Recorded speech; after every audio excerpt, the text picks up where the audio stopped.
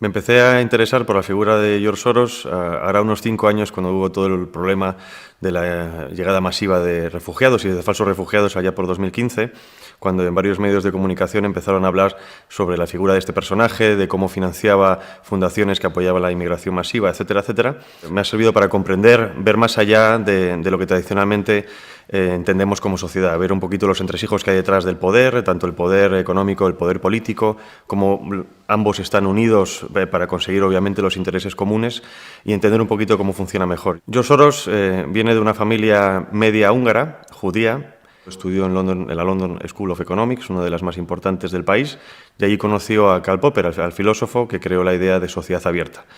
Eso le marcó muchísimo. De hecho, su fundación, Open Society Foundations, lleva el nombre precisamente por esa sociedad abierta de Karl Popper y conlleva una visión ultraliberal en lo económico y ultraliberal en lo político. Esto, en la práctica, significa que no haya fronteras o problemas para el tema de movimiento de dinero, de capitales, y en lo político, por supuesto, significa pues, un mundo globalizado o conectado, en la que no haya restricciones para el movimiento de personas. Esto que sobre el papel parece todo muy bonito, sobre la práctica vemos que no lo es tanto. Es decir, los Estados-nación históricamente son las áreas donde se aplica una legislación, donde realmente se puede existir el ámbito democrático, no en un mundo donde no haya países, haya un gobierno mundial que rija a todos.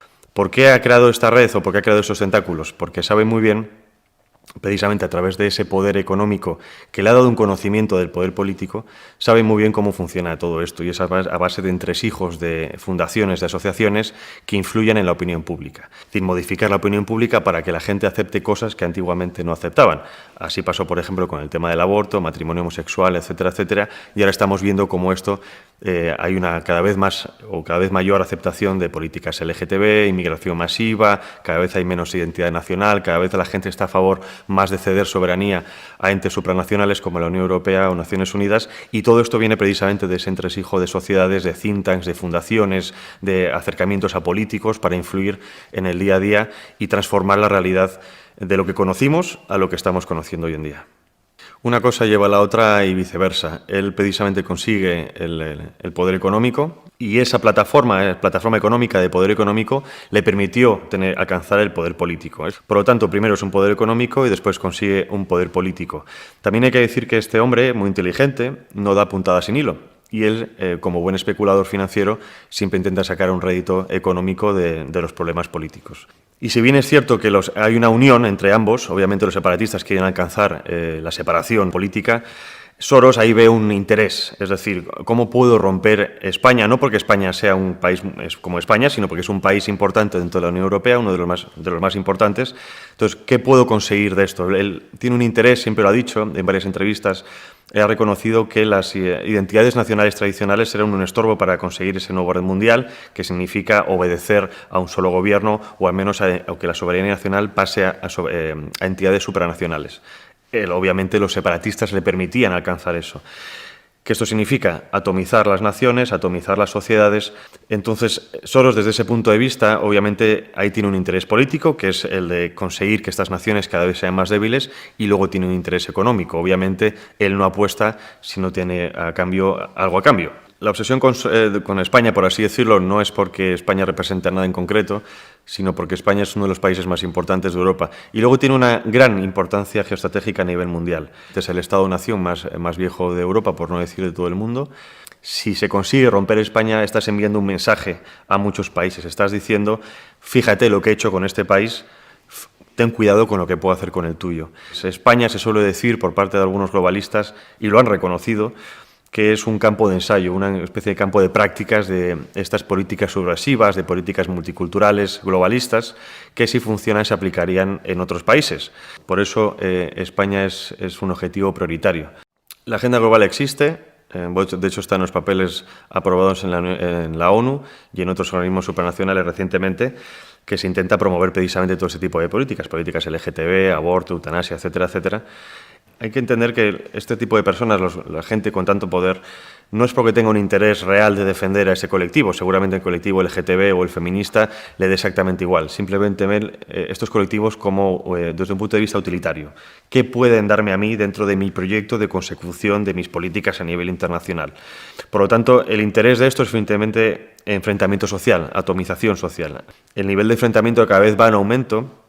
Por lo tanto, la cohesión social frente a problemas externos o internos es menor. Es decir, a base de fomentar este tipo de grupúsculos, lo que hacemos es debilitar esas cohesiones internas para que cada vez sea menos la resistencia a este tipo de políticas. De hecho, la soberanía nuestra cada vez es menor precisamente por el poder que tienen estas asociaciones o estas instituciones internacionales, y todo nos lleva ahí.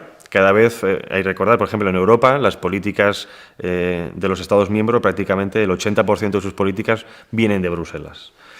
Entonces, todo esto sirve para cada vez más debilitar el Estado, que el Estado quede simplemente como un Estado regidor burocrático que impone políticas aceptadas a nivel internacional, pero que no defienda los intereses de la nación. Recordemos que las leyes LGTB o la ideología de género no es otra cosa que es políticas enfocadas a la confusión.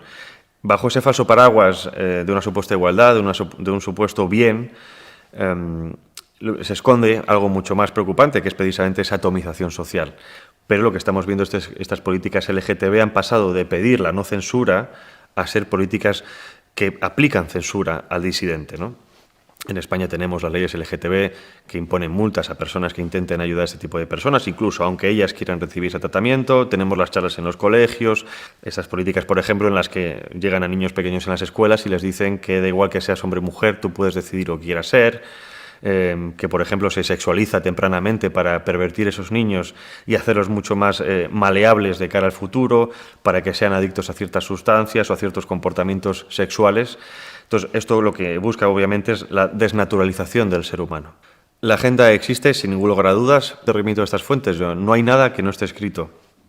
En los documentos ahora recientes de la ONU aprobados o en ciertas convenciones como por ejemplo la de Pekín o la del Cairo ya se empezó a hablar de derechos sexuales, de la sanidad reproductiva, que esto no son nada más que eufemismos para no hablar del aborto, que también es otro término que se aplica hoy en día, que es la interrupción voluntaria del embarazo. Y todo esto viene de esas políticas de género que se aplican a nivel internacional, que al decirnos obviamente si hay un derecho sexual y hay una necesidad sexual, unos impulsos sexuales, hay que saciarlos. Y entonces obviamente aquí viene la magia, y es que precisamente los documentos internacionales de apoyo de ese tipo de promociones del aborto o de posturas sexuales vienen financiados o están apoyadas en gran parte por instituciones como IPPF, International Planned Parenthood, que es la internacional abortista más importante del mundo, tiene 65.000 locales, más que McDonald's en todo el mundo. Si tenemos una institución privada, IPPF, que se beneficia del aborto económicamente y a la vez en sus documentos, de mano con la Unión, con Naciones Unidas o incluso con la UNFPA, el Fondo de Población de Naciones Unidas, estamos promocionando el aborto entre las mujeres más jóvenes, lo que estoy haciendo es crear clientes del futuro. Eso es el interés de todos estos grupos. El interés no es la persona. A las instituciones internacionales, a las personas realmente poderosas les da igual el ser humano, les da igual las personas, les da igual nuestras libertades. Quieren sacar rédito, bien sea político o económico. En este caso, la promoción del aborto, primero es económico, porque genera esa red de personas que se benefician de esos abortos, y segundo es político. ¿Por qué? Porque hay también una intención a nivel internacional de reducir la población. Entonces ahí tenemos el aborto y la eutanasia. El aborto para matar a niños por nacer y la eutanasia para matar a personas que ya han excedido lo que ellos consideran un tiempo de vida necesario, ¿no? La inmigración masiva es otro de esos intereses que tienen esta élite globalista, George Soros, por ejemplo, para conseguir desestabilizar las naciones. Recordemos que la inmigración masiva es una herramienta de destrucción masiva reconocida dentro de lo que se llaman guerras híbridas o las guerras desestructurales en las que estamos hoy metidas. Tenemos la guerra informativa, la propaganda, la desinformación, la guerra económica y la guerra cibernética. Y la inmigración masiva es otro de esos pasos. Lo que estamos haciendo es sacar a las personas de su contexto natural, de sus países de origen, su cultura, las estamos importando a países completamente diferentes, con una educación completamente diferente, en la que se van a ver completamente deslocalizados, se van a ver confusos. que no serían un problema en sí si tuviéramos unos números mucho más reducidos, porque serían capaces de ser absorbidas a nivel cultural y a nivel económico por nuestras sociedades y nuestros sistemas. Cuando ya meto el nuevo componente en la sociedad, ya la he destrozado, ya he generado conflictos nuevamente, vuelvo al tema de la atomización de las sociedades.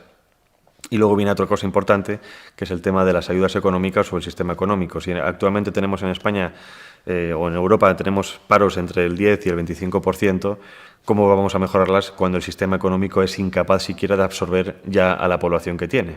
Por lo tanto, vamos a crear personas dependientes de ayudas sociales y sabemos que una persona que depende de ayudas sociales es una boca agradecida. Compramos la mente de esas personas, compramos sus necesidades y yo me saco un rédito político-económico. En este caso, el político es la destrucción de estas naciones y el económico es a base de financiar. Como especulador, a mí me conviene. Es decir, orden up caos, el orden dentro del caos, es a esta gente lo que le interesa. Cuanto peor vaya un país, obviamente a mí como inversor quizá no me interese, pero como especulador sí. Puedo comprar barato y vender caro. No sé si solo los ha puesto los peones, pero casualidad es que al menos dos de los más importantes del nuevo gobierno estén en esa órbita. Uno de ellos, por supuesto, es Pedro Sánchez, el presidente, que en su LinkedIn hasta hace muy poquito, ya lo ha quitado, tenía puesto que trabajaba en el National Democratic Institute, que es una organización financiada por Open Society Foundations. Luego, después, el mismo Pedro Sánchez, cuando consiguió la presidencia después de la moción de censura a Rajoy, se reunió fuera de agenda con George Soros, nada más llegar al poder. Se ha reunido más veces, de hecho el Consejo de Transparencia ha exigido que el PSOE documente e informe a este Consejo sobre qué reuniones han tenido, qué se ha tratado, y el PSOE se ha negado a dar esa documentación, por lo tanto ya podemos sospechar que nada bueno. El antiguo ministro de Exteriores, Josep Borrell, actual encargado de la diplomacia europea, se reunió también con George Soros en Europa. La actual ministra nuestra de Exteriores, González Laya, antes del cargo era presidenta del Consejo de la Asociación International Gender Champions. Obviamente creo que nunca lo han tenido mejor los agentes globalistas con el actual gobierno de España, pero sí que es cierto que a mí me sorprende que los políticos que supuestamente tienen que buscar nuestro bien se estén vendiendo a personajes de este tipo. Eso es lo más preocupante y yo creo que España, nos tocan con este nuevo gobierno unos cuantos años en el desierto.